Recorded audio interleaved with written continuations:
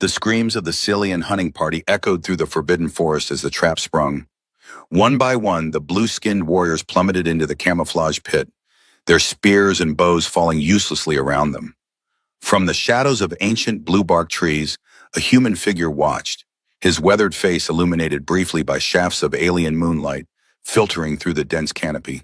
"Please!" gasped the last warrior standing, his cobalt skin glistening with sweat. "We only seek the cursed child. High Priestess Kaya demands—" An arrow whistled through the air, embedding itself in the trunk mere inches from the warrior's head. He fled, abandoning his fallen comrades without a second glance. Ryan lowered his bow and melted back into the darkness. His movements were fluid, silent, the result of 3 years surviving in a place where humans weren't meant to exist. He navigated through his network of hidden trails, past deadfalls and spring snares, to the massive hollow tree that had become his sanctuary. "Are they gone?" A small voice came from inside the hollow. Ryan ducked through the concealed entrance. "Yes, little blue. They're gone." Alara sat huddled in the corner, her sapphire skin contrasting with the warm amber light of the fire pit. Though only 8 cycles old by Zillion counting, equivalent to about 7 Earth years, her eyes held the ancient wariness of those who've seen too much cruelty too soon. "She won't stop, will she?" Alara whispered, small fingers tracing patterns in the dirt floor. "My stepmother will keep sending them." Ryan knelt beside her, his large human hand engulfing her delicate blue one. "Let her send them. This forest has kept me alive when an entire colony wanted me dead. It can protect us both." He didn't add that Kaya had never before sent 12 warriors at once. The hunts were escalating, becoming more desperate.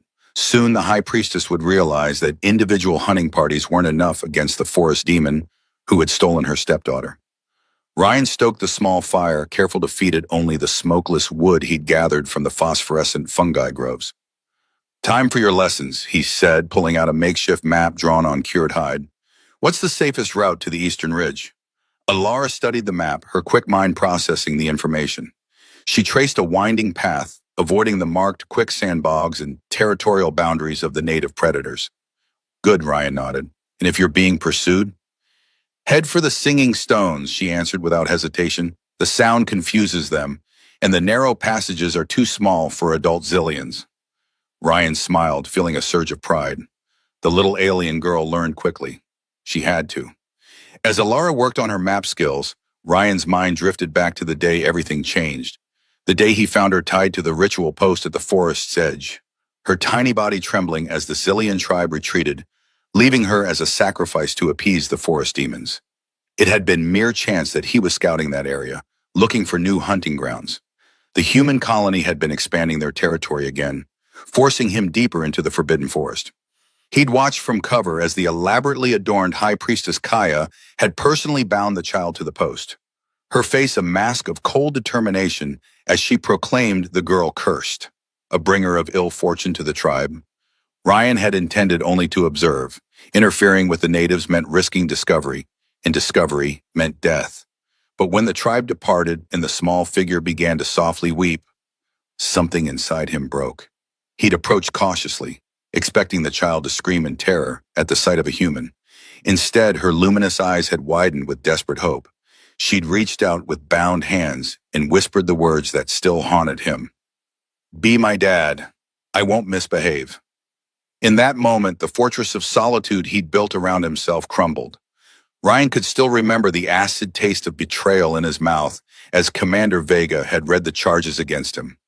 Sabotage of critical colony infrastructure, theft of classified terraforming data, collaboration with rival corporate interests, all lies fabricated by Ellis Drayson, the colony's chief of security and Ryan's former friend. "The evidence is irrefutable, Bennett," Vega had said, her face impassive beneath her regulation cap. "The tribunal has been merciful. Exile instead of execution." They'd stripped him of his equipment, his rank, his dignity, everything except the clothes on his back and a standard-issue survival knife. Drayson had been there at the colony gates, a smirk playing at the corners of his mouth as the guards shoved Ryan toward the wilderness. "The forbidden forest will take care of our problem," Drayson had murmured, just loud enough for Ryan to hear. "No human survives out there alone." Ryan had stared into Drayson's eyes, refusing to show fear. I'll be seeing you again, he'd promised, the words carrying more weight than a threat. Drayson had laughed. Not in this lifetime, Bennett. 3 days into his exile, starving and dehydrated, Ryan had stumbled upon a Ludovolf caught in a natural pit trap, a magnificent creature with blue fur and intelligent eyes, its leg broken from the fall. His first instinct had been to kill it for food. Instead, something made him pause. Perhaps it was the way the creature watched him, not with fear, but with a wary assessment that seemed almost human. Ryan had slowly approached, using soothing tones. The Ludovolf had growled, baring impressive fangs, but made no move to attack.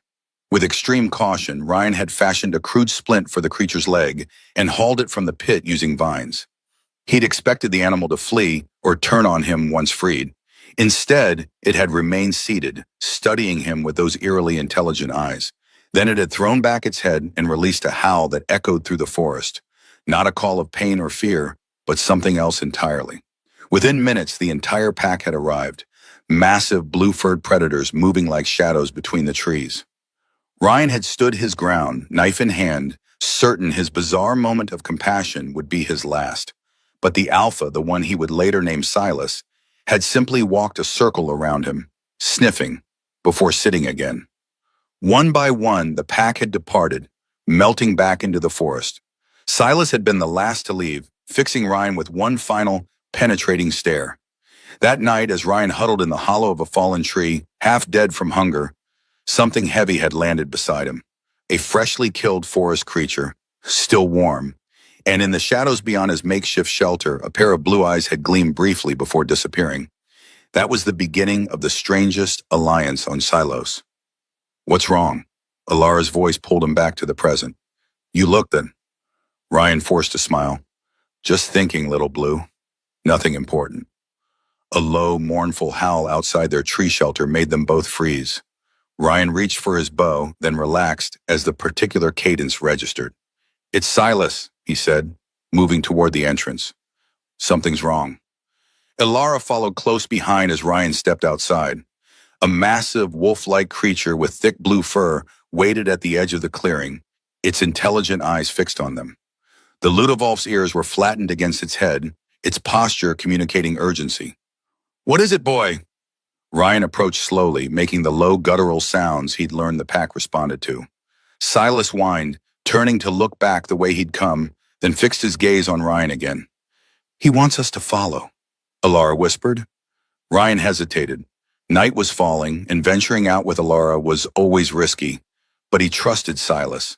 The pack alpha had been his silent ally for years, ever since Ryan had freed him from a natural stone pit and nursed him back to health. Stay close, he told Alara, slinging his bow across his back and checking that his bone-handled knife was secure at his hip. They followed Silas through the darkening forest, moving swiftly but carefully. Ryan carried Alara across the more treacherous terrain, her slight weight barely slowing him down. The Ludovolf led them along hidden game trails, occasionally stopping to ensure they were keeping pace. After nearly an hour of travel, Silas brought them to a ridge overlooking the forest's edge. Ryan dropped to his stomach, pulling Alara down beside him as they peered through the undergrowth. What he saw made his blood run cold. Hundreds of Zillions had gathered at the forest boundary, their blue forms illuminated by dozens of torches. At their center stood Kaya, her ceremonial headdress gleaming with polished stones and bones. She was addressing the crowd, her voice carrying faintly to where they hid. Purify our lands. The demon must be destroyed, along with the cursed child who strengthens it. Tonight we cleanse with fire. The assembled warriors raised their torches with a unified shout that echoed across the valley. Ryan watched in horror as others brought forward large clay vessels, containers of the highly flammable tree resin the Zillions used for light and heat. They're going to burn the forest, he whispered, the full implications hitting him like a physical blow. Not just their home, but the entire ecosystem. The Ludovolf packs, the rare flowering vines, the ancient trees that had stood for millennia, all would be reduced to ash. Alara clutched his arm, her small fingers digging into his skin. It's because of me, she said, her voice breaking. They'll destroy everything because of me. Ryan pulled her close. No, little blue, this isn't because of you. It's because they fear what they don't understand. He looked back at the gathering forces. his mind racing. And they're about to learn that fear cuts both ways. He turned to Silas, who watched them with unwavering attention. The Ludovolf's pack would be in danger too. Ryan made a series of low sounds, communicating as best he could with gestures and the limited vocalizations the creatures seemed to understand. Silas tilted his head, then threw back his head in a long, complex howl. Within moments, answering calls echoed from different parts of the forest. "What did you tell him?" Alara asked, wide-eyed. "That we need help." Ryan rose to a crouch, his expression grim. "I've been preparing for something like this, but not on this scale. We need to move fast." They retreated from the ridge, Silas leading them through a different route than they had come. As they moved, other Ludovolfs joined them, melting out of the shadows with silent grace. 12, 15, 20 of the massive predators, forming an escort around the human and the alien child. "Where are we going?" Alora whispered. "To the heart of my kingdom," Ryan answered, a fierce smile playing at his lips for the first time that night.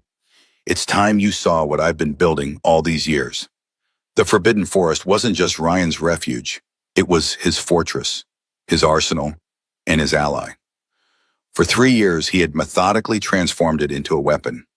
He led Alara to a hidden cave behind a waterfall, one of dozens of supply caches he had established throughout his territory. Inside, illuminated by bioluminescent fungi carefully cultivated along the walls, were the fruits of his patient labor. Coils of vine rope treated to resist rotting, clay pots filled with various powders and pastes, bundles of arrows, and other tools of survival.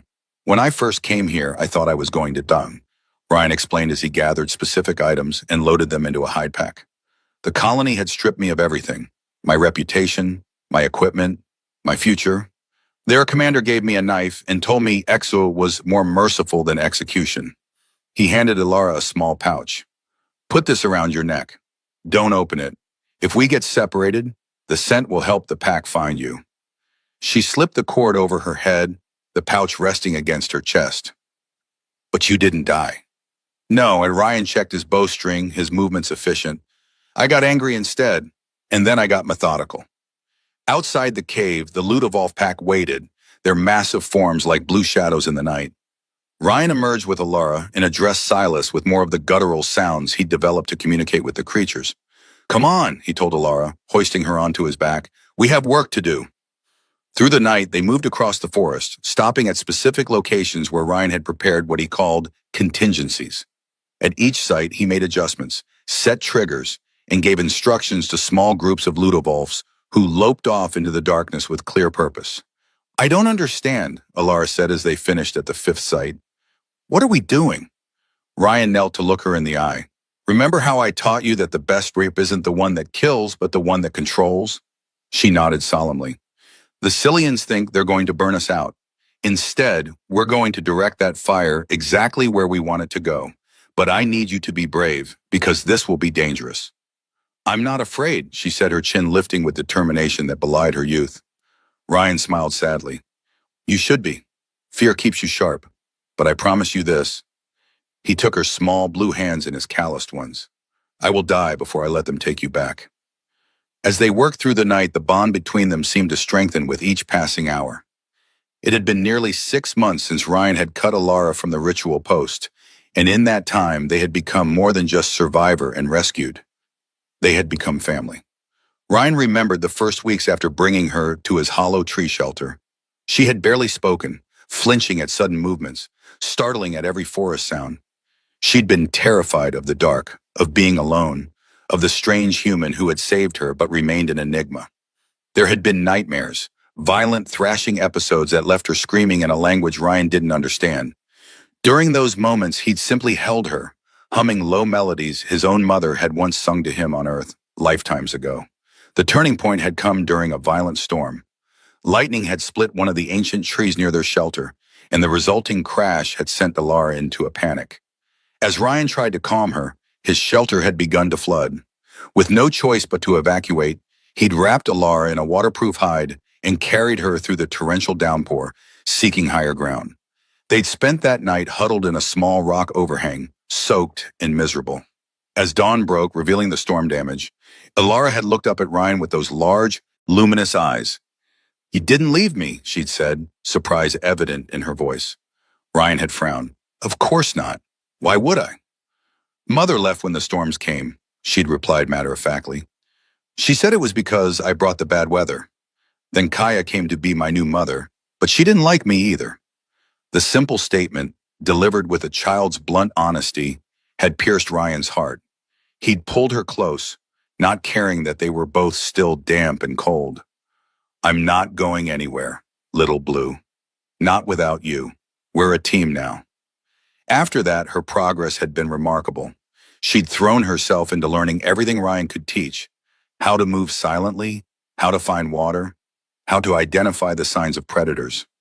She'd proven to have an exceptional memory, recalling details of the forest landscape that even Ryan sometimes forgot. And her questions, endless, insatiable curiosity about the human colony, about Earth, about why Ryan's skin was different from hers, about the stars that sometimes peeked through the canopy. Are there others like you? She'd asked one night as they'd sat by their fire. Humans? Yes, many.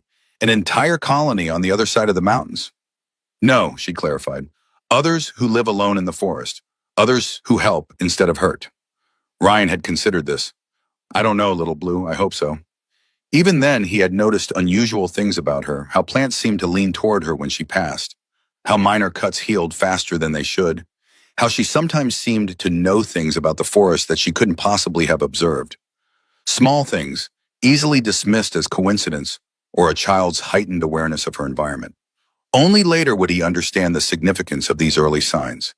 Now, as they made their final preparations, Ryan realized that Alara had saved him as surely as he had saved her.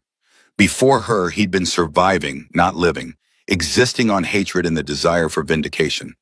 She had given him purpose beyond revenge, beyond mere survival, and he would not let her down. As false dawn began to lighten the eastern sky, they reached their final destination, the massive stone canyon that cut through the western section of the forest. Ryan had discovered it during his first year of exile, a natural fortress with sheer walls and only one narrow entrance. This is where it ends, he said, surveying the canyon floor. One way or another. The canyon had been Ryan's greatest project.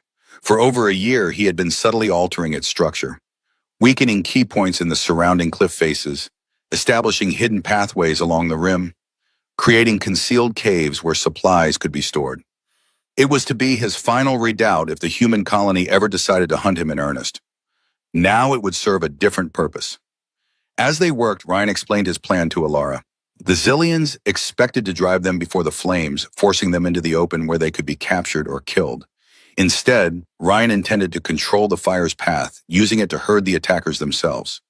The forest will burn, he admitted grimly. There's no preventing that now. But we can control which parts burn and use the fire itself as our weapon. Alara watched him with solemn eyes as he laid out his strategy. There was no childish protest, no tears at the thought of losing parts of the forest that had been their home. She understood the stakes all too well. Will we have to fight? She asked. Ryan hesitated, then nodded. I'll try to avoid killing, but if it comes to a choice between them and you, he left the sentence unfinished. Alara touched the small knife Ryan had made for her, sized for her child's hands, but no less lethal. I can fight too.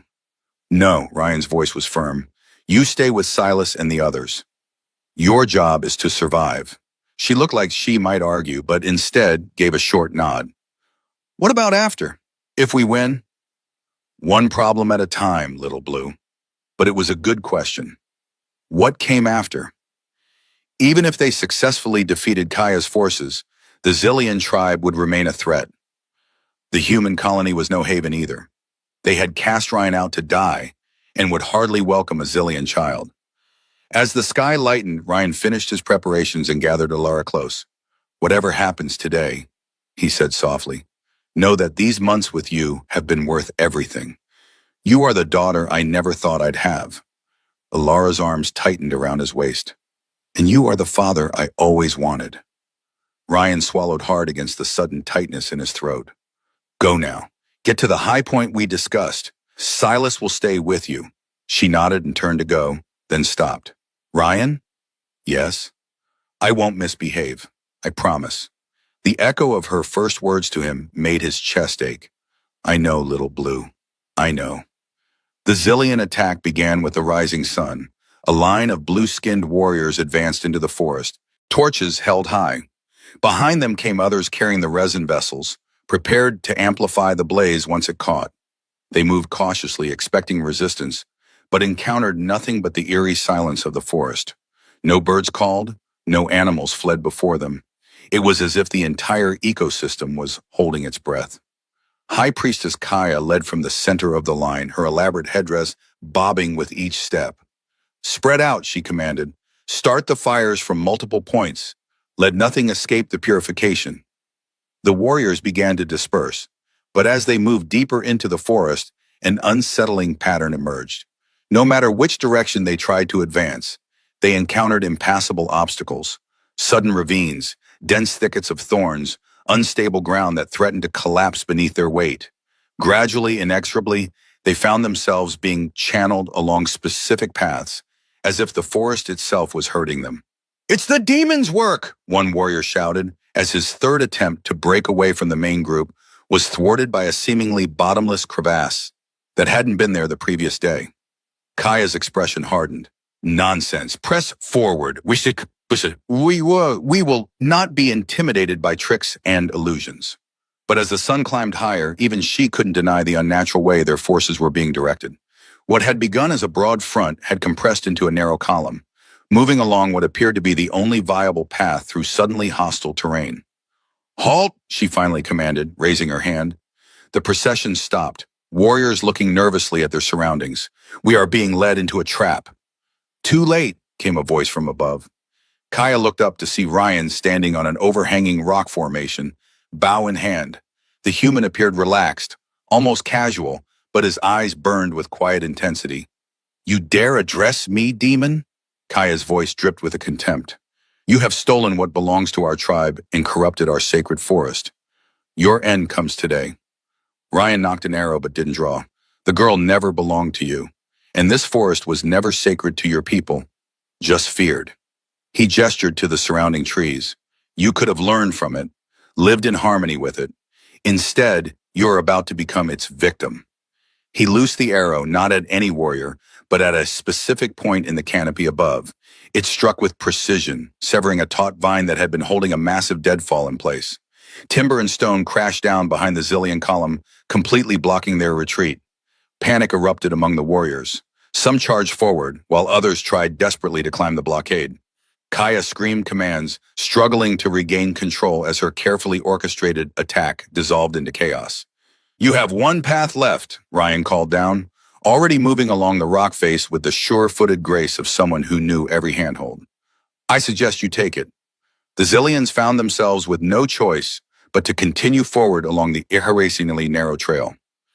It wound between high stone walls that seemed to close in around them, until finally they emerged into the stone canyon, a natural amphitheater with no exit except the way they had entered. And as the last warrior stumbled into the open space, that exit disappeared. A series of controlled demolitions, the result of Ryan's careful weakening of key support points, brought down a cascade of earth and stone, sealing the canyon entrance completely. Kaya stared at the wall of debris in disbelief, then turned to survey their prison. Nearly 100 warriors, the pride of her tribe, trapped like animals in a pen. And standing on the canyon rim above them was not just Ryan, but Alara as well, the cursed child whose elimination was supposed to have secured Kaya's power. "What now, demon?" Kaya called up, her voice steady despite her situation. "Will you slaughter us to protect one worthless child?" Ryan's face remained impassive. "If I wanted you dead, I wouldn't have bothered with the trap." He made a sound, not speech, but a series of deep, guttural calls that echoed off the canyon walls.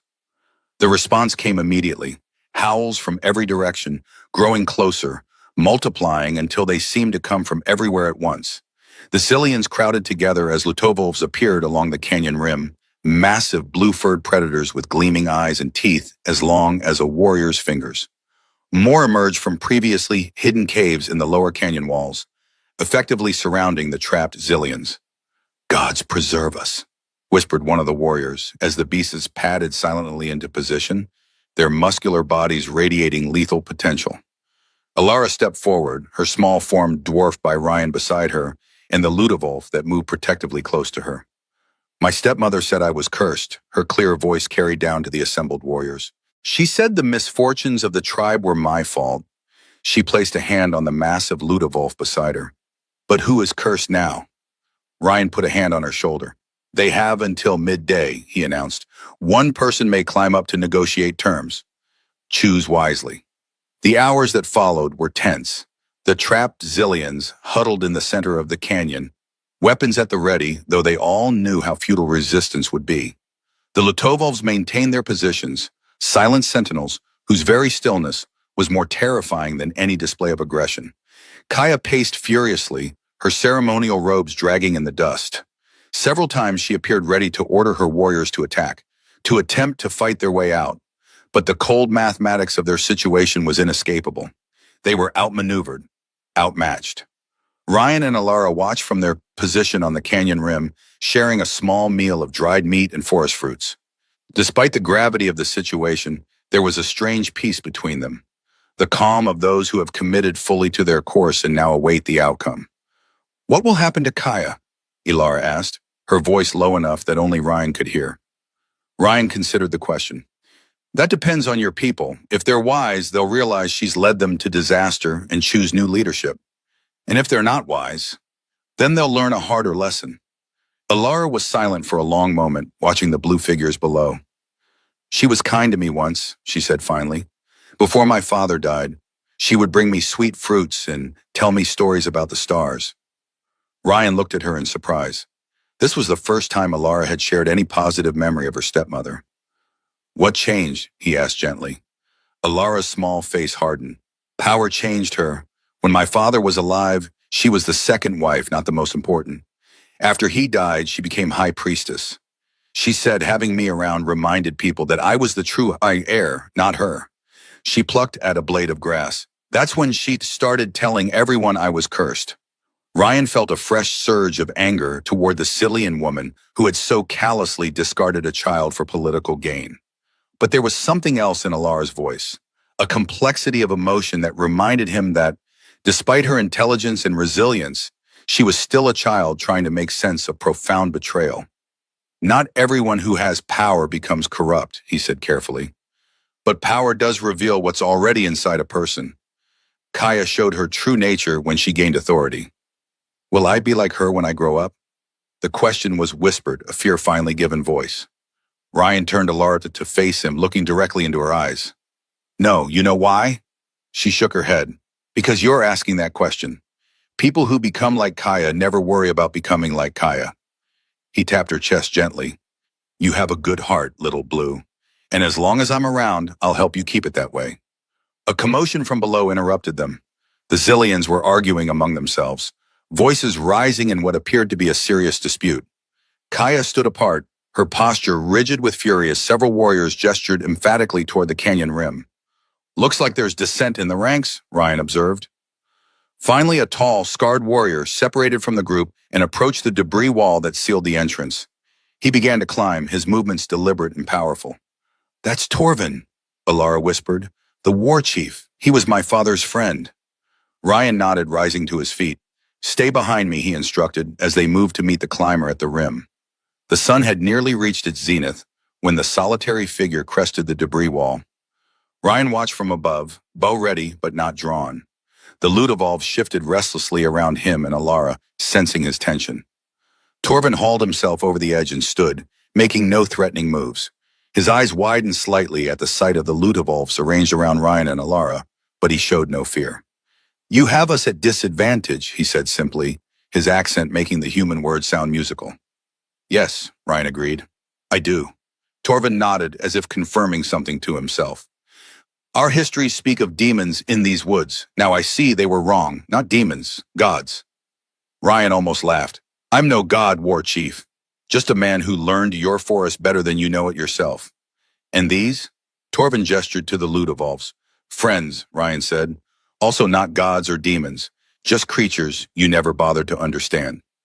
Torvin considered this, his gaze shifting to Alara. The child is under my protection, Ryan cut him off. Her name is Alara, and she is not cursed. No, Torvin agreed. That much is clear now. Kaya's claims were... He paused, searching for the word. Political. Ryan nodded. It confirmed what he had suspected. That Alara's mother had been bonded to the previous tribal leader, and Kaya had seized power after his death, eliminating potential rivals. The curse was a convenient way to remove the rightful heir from the succession. "What are your terms?" Torvin asked, getting to the point. Ryan had thought long about this moment. "First, Kaya is removed from power. She is exiled from your tribe." Torvin's expression didn't change. "This is already decided. She has led us to disaster." "Second, the forest remains untouched. No hunting, no gathering, no entry without permission. This land is under my protection now." This caused Torvin to frown. "The forest has always provided for our people. You would starve us?" "The eastern meadows have better soil than you realize.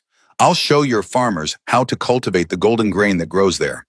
The yield will be 3 times what you currently harvest." Surprise flickered across Torvin's face. "You know our agriculture? I've had 3 years to study your people, war chief. I know more about your tribe than most of your warriors do." Torvin nodded slowly. "And the girl?" "Alara stays with me. She is Zillion. She is a child who was tied to a post and left to die." Ryan's voice hardened. "Her people abandoned her." "I did not." Torvin seemed to assess the human with new respect. "You would raise a Zillion child as your own?" "I already am." The war chief was silent for a long moment, then inclined his head slightly. "Very well. These terms are acceptable." He gestured to the canyon below. "And my warriors?" Ryan turned to Alara. "What do you think, little blue? Should we let them go?" She looked down at the trapped Zillions, many of whom had participated in her abandonment. Then she looked at Ryan, the human who had risked everything to save and protect her. "Yes," she said finally, "but they should know what it feels like to be scared first." Ryan smiled, a fierce pride blooming in his chest. He turned back to Torvin.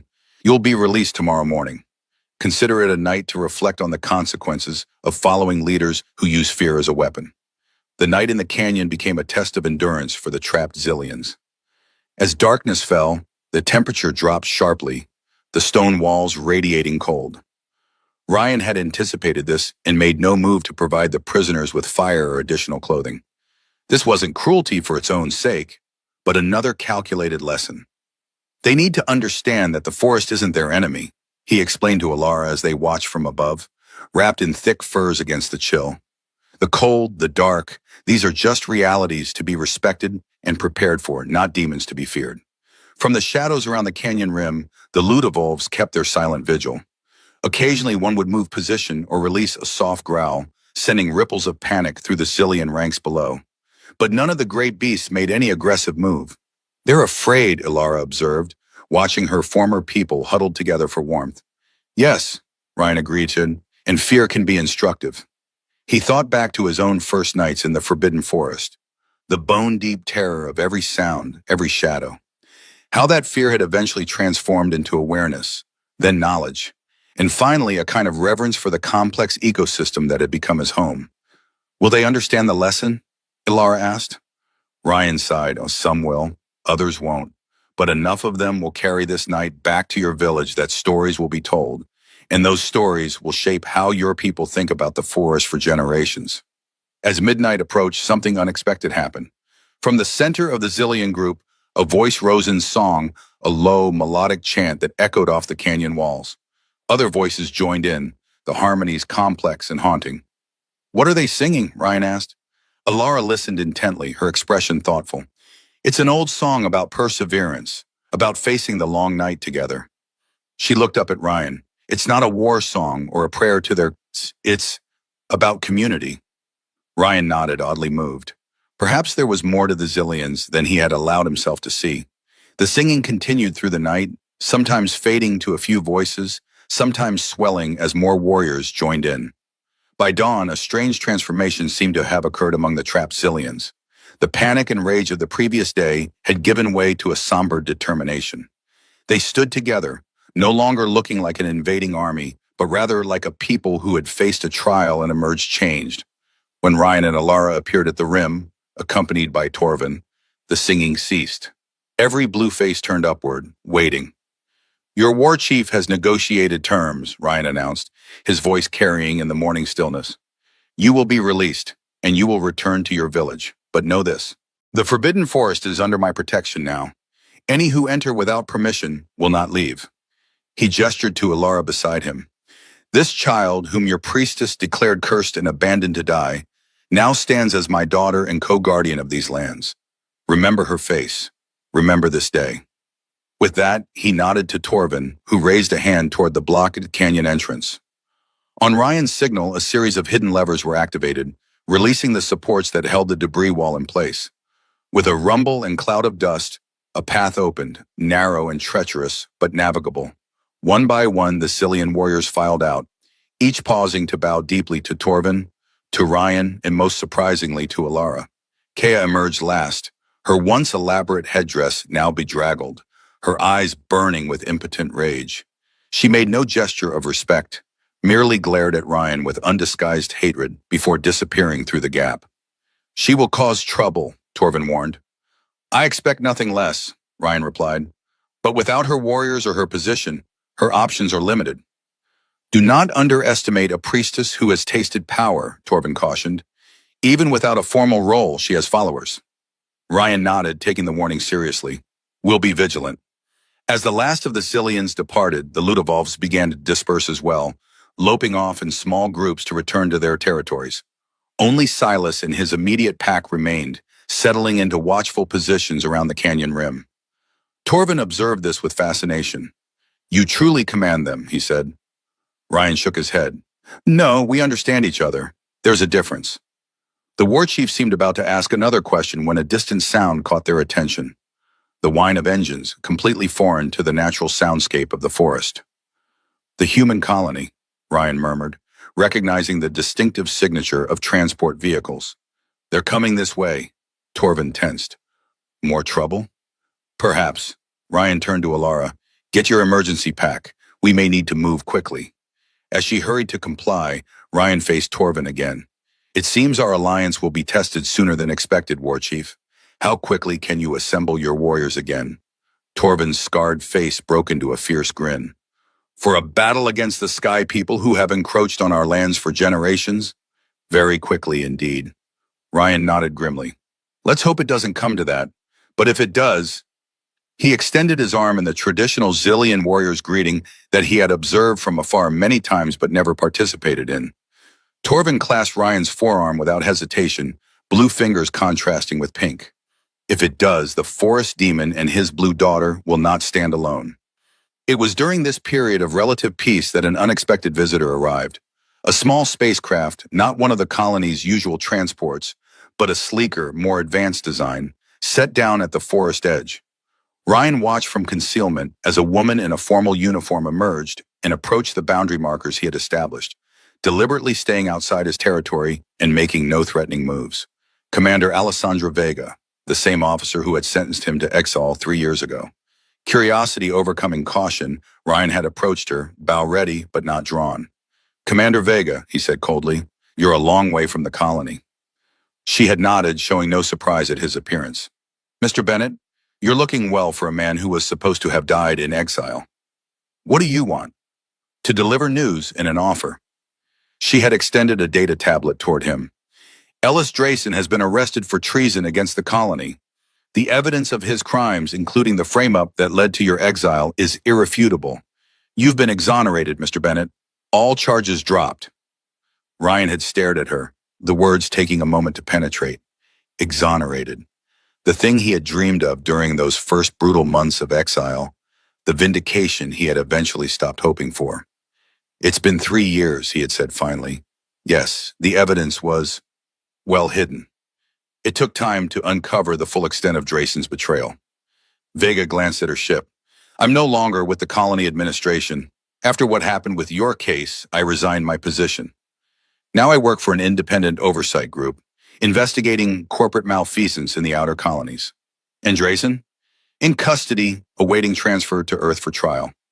Vega's mouth had tightened. He didn't go quietly. She had gone on to explain that the Colony Council had authorized her to offer Ryan reinstatement, with full back pay and a formal apology. A chance to return to human society, to the stars, perhaps eventually back to Earth. Ryan had processed this, Emotions he had thought long buried surging to the surface. Anger, vindication, bitter satisfaction, but strangely, no joy. No sense of the homecoming he had once imagined. I appreciate the news, Commander, and the offer, but I won't be returning to the colony. Vega had seemed genuinely surprised. Mr. Bennett, perhaps you don't understand. You've been completely cleared. Your reputation restored. The Council is prepared to offer substantial compensation for the injustice you suffered. I understand perfectly, Ryan had said, but my life is here now. My family is here. He had explained about Alara, though carefully omitting details about her unique qualities and their exact location. Vega had listened with professional interest, though Ryan could see her reassessing him with each new piece of information. Your situation is unconventional, she had admitted, but the offer remains open, and I'd like to establish a line of communication if possible. The political situation at the colony is shifting. Corporate interests are pushing for expansion into the forest. Having an advocate who understands both sides could be valuable. They had parted with a cautious agreement to maintain occasional contact. Vega would leave specialized communication equipment at a designated drop point, allowing Ryan to reach her if needed without revealing his location. The days following what became known as the Canyon Judgment brought profound changes. True to Ryan's word, the trapped warriors were released unharmed the next morning, though many would have nightmares for years about the silent Lutavolves that had watched them through the night, never attacking but never relaxing their vigilance either. Kaya was indeed removed from power, though she escaped exile by fleeing into the mountains beyond Zillion territory. Torvin assumed leadership of the tribe and honored the agreement, keeping his people clear of the forest boundaries. The human incursion turned out to be not an attack but a survey team, charting potential expansion zones for the colony. Ryan had watched them from concealment, his bow ready, as they took samples and readings at the forest edge. They had departed without venturing deeper, but their presence was a reminder that the tenuous peace Ryan had established could be threatened from multiple directions. Ryan and Alara established a more permanent home near the forest's heart, a structure built into the living branches of one of the ancient trees. With the immediate threat removed, Ryan focused on expanding Alara's education beyond mere survival, teaching her about the complex ecosystem they inhabited, the stars visible through breaks in the canopy, and the human language and customs she was increasingly curious about. The Ludovolf pack remained their constant companions, with Silas often sleeping outside their tree home like some impossibly large guard dog. Other packs maintained distance, but seemed to recognize the human and his blue child as creatures to be respected rather than hunted. Something's wrong, she whispered. Silas is gone, and I heard strange calls from the eastern ridge. Ryan was instantly alert, reaching for his bow even as he rose from his sleeping mat. Wake-up calls or warning calls? Neither, Alara frowned. They sounded different, urgent, but not frightened. They dressed quickly and silently, slipping out into the night. The forest was unusually still, the normal nocturnal chorus of insects and small creatures conspicuously absent. Following instinct in the faint sounds Alara had described, they made their way toward the eastern ridge, a journey of nearly an hour through increasingly unfamiliar territory. As they approached, Ryan detected an odd scent on the breeze, metallic and chemical, distinctly non-organic. Stay back, he instructed Alara, motioning for her to take cover behind a massive root system. But no arguments. If I call, run back to the treehouse and activate the emergency protocols we practiced. Reluctantly, she obeyed, melting into the shadows with a skill that would have been impossible for her 6 months earlier. Ryan advanced alone, moving from cover to cover with the practiced stealth of a veteran survivor. The strange scent grew stronger, and now he could hear sounds as well. Mechanical clicks and whirs, the low hum of power systems, human technology. Cresting a small rise, Ryan finally saw the source of the disturbance. A small spacecraft, not one of the colony's usual transports, but a sleeker, more advanced design, had set down in a natural clearing. Its hull bore scorch marks and what appeared to be weapons damage. Around it, several figures moved with the characteristic caution of those in hostile territory. Humans, but not colony personnel. Ryan watched them for several minutes, assessing. They were armed but didn't move like military units. Their equipment was high-end but showed signs of hard use and field repairs. Mercenaries? Corporate security? Either way, their presence was a new complication in the delicate balance Ryan had established. As he was about to retreat and consider his options, a sound behind him made him whirl, knife drawn. Silas stood there, his blue fur silvered in the moonlight. But the Ludovolf wasn't alone. Beside him was one of the human intruders, a woman, her hands raised in the universal gesture of non-aggression. "You must be the forest demon I've heard so much about," she said quietly, her voice carrying a hint of amusement despite her vulnerable position. "I was hoping we might talk." Ryan kept his knife ready. "You're trespassing." The woman nodded. "Yes, unavoidably, I'm afraid. Our ship was damaged evading colony patrols. We needed somewhere to set down for repairs." She gestured to Silas. "Your friend here found us and seemed to be assessing our intentions rather than attacking. I took that as a sign that the ruler of these woods might be willing to parley." Ryan's eyes narrowed. "Ruler of the woods? You've been talking to the Cillians." "Information gathering is part of our mission," she confirmed.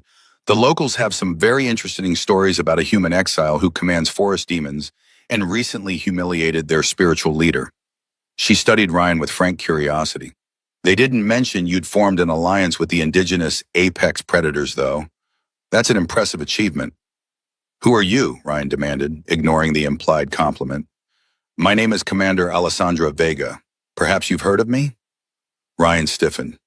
Vega, the same commander who had sentenced him to exile 3 years ago. "I remember you, Tutton," he said coldly. "You believed the lies Ellis Drayson fed you and condemned an innocent man to die in the wilderness." A shadow crossed her face. "Yes, a grave error in judgment, as it turned out." She lowered her hands slowly. "That's partly why I'm here, Mr. Bennett, to correct a miscarriage of justice." Before Ryan could respond, a small blue figure emerged from the undergrowth, ignoring his explicit instructions to remain hidden. "Ryan," Alara called, her voice uncertain. "Is everything all right?" Vega's eyes widened at the sight of the Zillion child, but she made no comment, simply observing as Alara approached cautiously, one hand on the small knife at her belt. "I told you to stay back," Ryan said, though there was more resignation than anger in his tone. "Silas came to get me," Alara replied, as if that explained everything. The Ludovolf in question sat calmly between the humans and the alien child, apparently unconcerned by the tense situation. "You've been busy in exile," Vega observed, looking between Ryan and Alara. "I wasn't informed you had adopted a native child." "There's a lot you weren't informed about," Ryan retorted, "like the fact that your chief of security was selling colony defense plans to corporate rivals and needed a scapegoat when the transmissions were detected." Vega's expression hardened. "Drayson's crimes have come to light, Mr. Bennett. That's why I'm here. You've been exonerated, all charges dropped.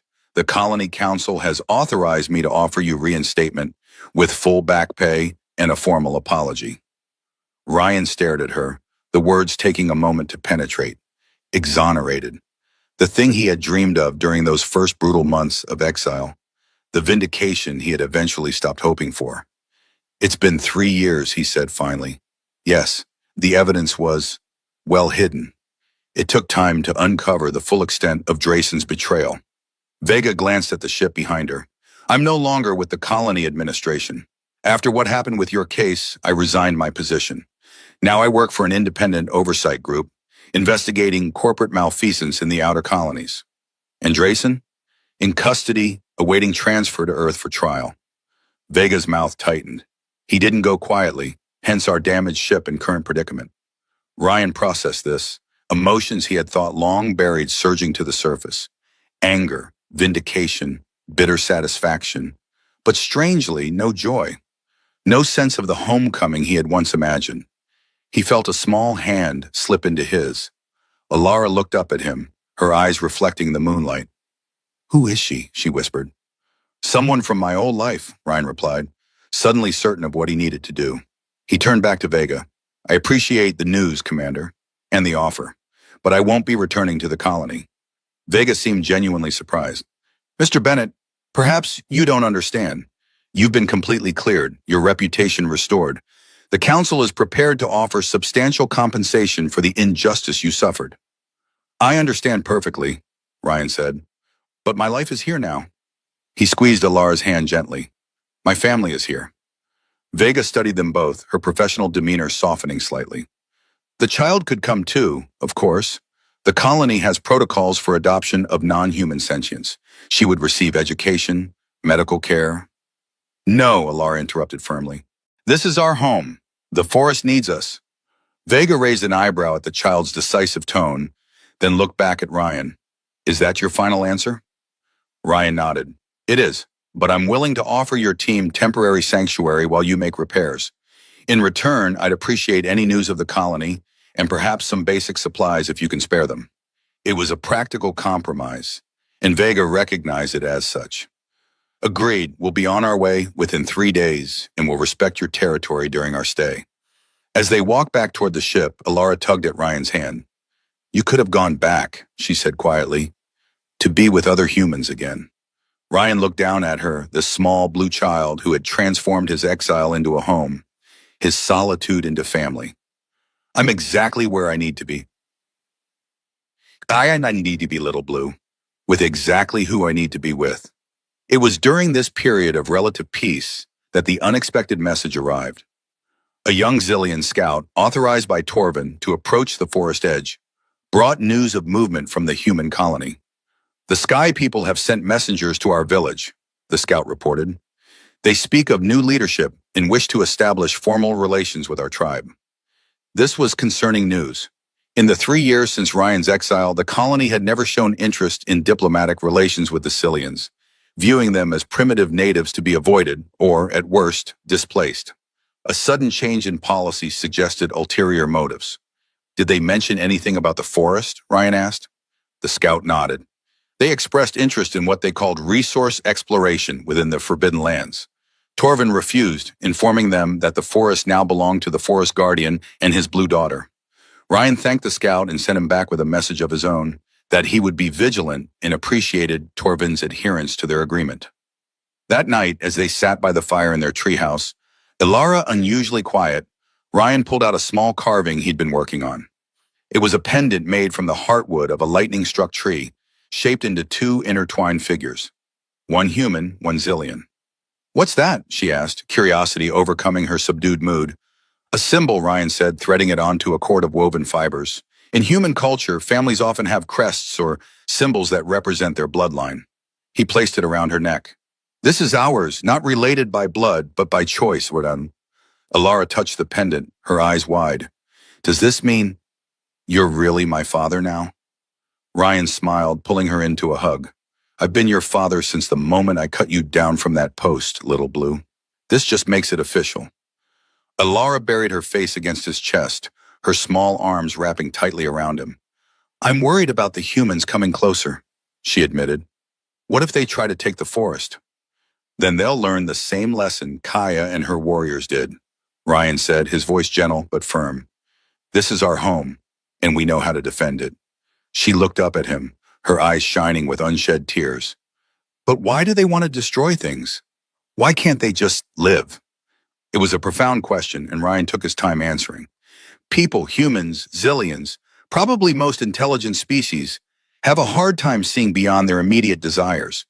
They want comfort, security, power, and they often don't understand that destroying their environment eventually destroys those very things they're seeking. Are we different? Ryan brushed a strand of midnight black hair from her blue forehead. We're trying to be. We're learning to live with the forest rather than just taking from it. That's why this is where I belong now. With you, with our friends.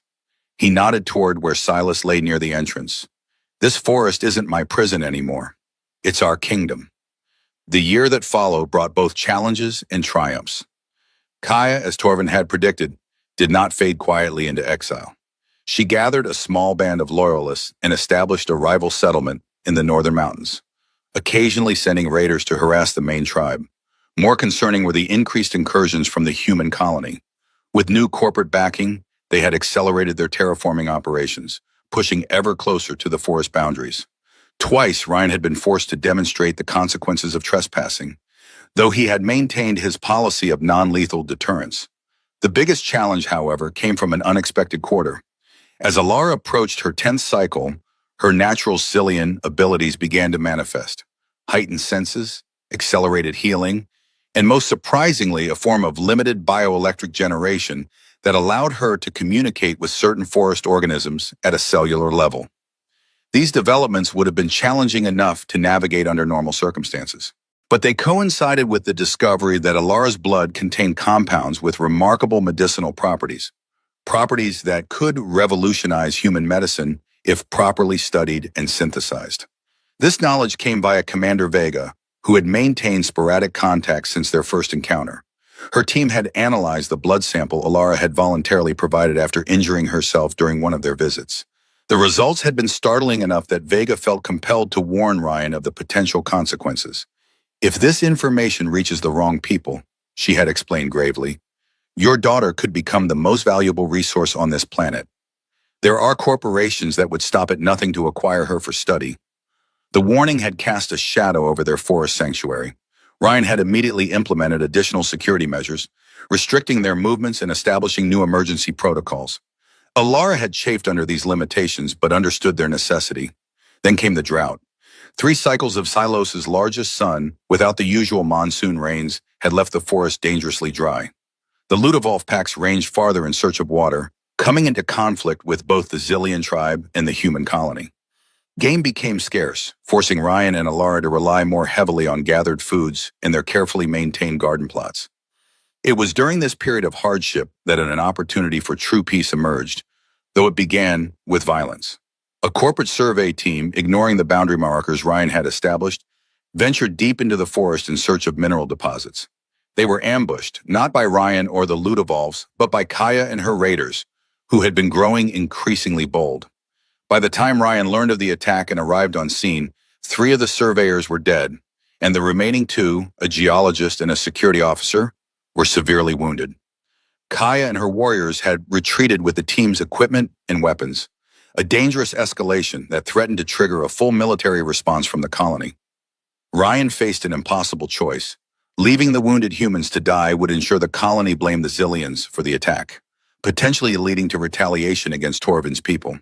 Taking them back to the colony himself risked exposure and might lead the corporations directly to Alara. Bringing them to his own sanctuary would reveal their location and put Alara at risk. In the end, it was Alara herself who made the decision. "We have to help them," she said simply, examining the humans' wounds with a critical eye. "The woman won't survive the journey to the colony, and if we leave them, more humans will come with weapons." Her assessment was accurate. The female geologist had suffered a spear wound that had punctured a lung. Without immediate treatment, she would drown in her own blood within hours. "I can help her," Alara continued, her young face serious beyond her years, "with the healing touch." The healing touch was what they had come to call Alara's bioelectric ability when directed specifically at wounds. She had discovered it accidentally after Ryan had been gored by a forest creature during a hunt. Her desperate attempt to stop his bleeding had triggered a cellular response that had accelerated his natural healing processes tenfold. "It's too dangerous," Ryan protested. "If they realize what you can do—" "They already know my blood is special," Alara countered. "Commander Vega said so, but this is different. This is a choice. We choose to help, and we choose what to tell them afterward." Her logic was impeccable, her compassion unmistakable.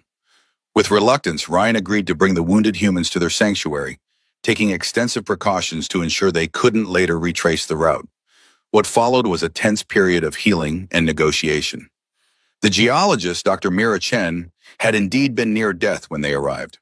Alara's intervention, carefully presented as a Zillion healing ritual rather than a unique ability, had stabilized her condition, though full recovery would take weeks. The security officer, Marcus Reeves, had been initially hostile, convinced they were being held hostage. But as Dr. Chen's condition improved and it became clear that Ryan and Alara were their rescuers rather than captors, his attitude had gradually shifted.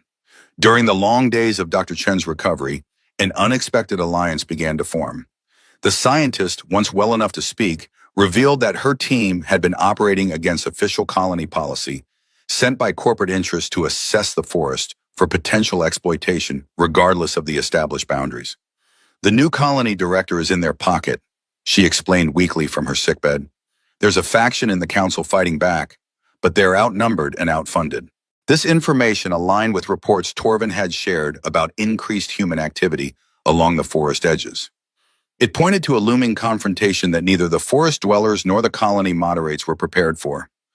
We need to consolidate our position, Ryan told Alara as they discussed their options one evening. Separately, we're all vulnerable. The Ludovolf packs, Torvin's tribe, us, even the colony moderates. Together, we might stand a chance. Alara, who had been unusually quiet during the discussion, suddenly looked up with the expression Ryan had come to recognize as her "I have a plan" face. What if, she said slowly, we don't just defend? What if we offer something better than what the corporations want? What do you mean? The corporations want resources, right? Minerals, biological compounds, land for terraforming. She leaned forward intently. But what if we could offer them something more valuable that doesn't require destroying the forest? Ryan raised an eyebrow. Such as? Knowledge. Alara's eyes gleamed with excitement. Think about it. I can communicate with plants in ways humans can't. You've learned survival techniques no colonist understands. The Ludovolves have intelligence that's never been properly studied. Even Dr. Chen says the forest probably contains medicinal compounds that could revolutionize treatment for dozens of human diseases. She stood and began pacing, her ideas flowing faster. What if, instead of a territory to exploit, we position the forest as a research preserve, a place where knowledge can be gathered through cooperation rather than destruction? It was audacious, ambitious, perhaps naive, but as Ryan considered it, he began to see the potential. The corporations weren't evil, just profit-driven. If preservation and research could be shown to be more profitable than exploitation, it would require cooperation from Torvin's people, he said, thinking through the logistics, and guarantees from the Colony Council. And us as intermediaries, Alara added, bridging both worlds. Ryan looked at his daughter with a mixture of pride and wonder. The frightened child he had rescued from the ritual post had grown into someone capable of envisioning peace where others saw only conflict. It won't be easy, he warned. Alara grinned, the expression transforming her solemn face. Nothing worthwhile ever is. Isn't that what you always say? Outside, the Ludovolves began their evening chorus, their harmonized howls rising through the ancient trees to the alien stars above. Ryan and Alara sat together, father and daughter from different worlds, listening to the song of their realm. In the forbidden forest, the human exile and his alien child had found something neither expected. A home. Not just a place to survive, but a place to belong. A place worth protecting. A place where the word family transcended species and blood. And in the years to come, the legend of the forest guardian and his blue daughter would spread far beyond Zelos. A story of how the deepest bonds can form in the harshest places, how family isn't determined by appearance or origin, but by the choice to protect and cherish one another against all odds. A story of how sometimes the most profound statement of love is four simple words: be my dad, I won't misbehave.